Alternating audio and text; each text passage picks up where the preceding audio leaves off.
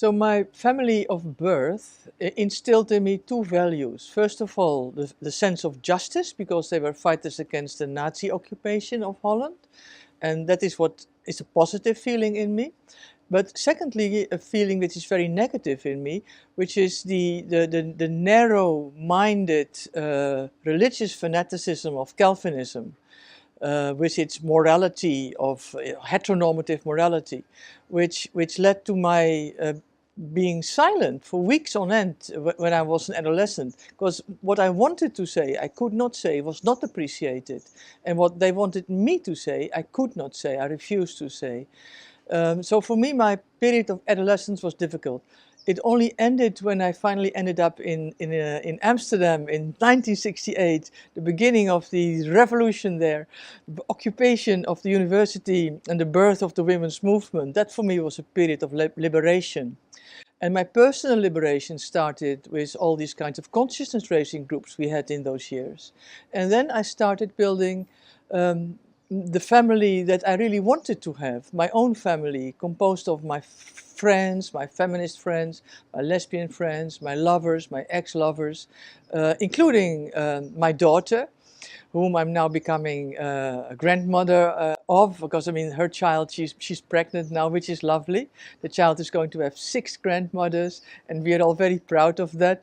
And as grandmothers, we're already coming together to fight over the child. So that's wonderful.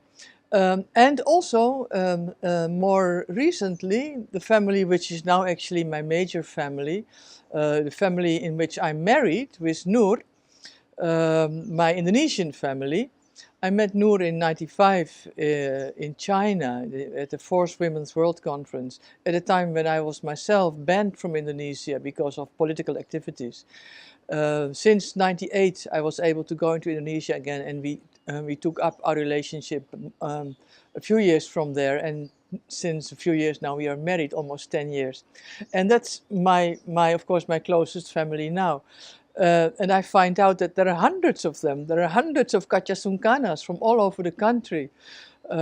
Noor herself has about 14 or 15 brothers and sisters who, again, have cousins and whatever. I'm still meeting new members of my family. But of course, the closest we are is with her children, her 4 children.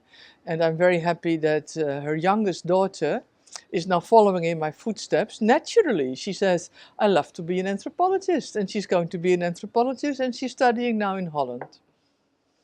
And my last family that I would like to mention is my family my activist family in Indonesia, where since '83, when I first met lesbians in Jakarta, we started living together, building a movement together. It was, of course, interrupted by my period of banishment, but they call me their mother also.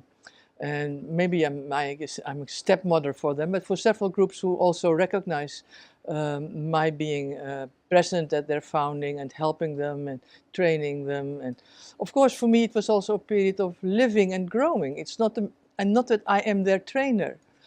I have lived my life with them. I have established friendships with them. I love them, and they love me. And I think that's my life now as it is. I'm an activist, I'm a mother, I'm a grandmother, I'm a partner, and I'm proud of the families that I have established.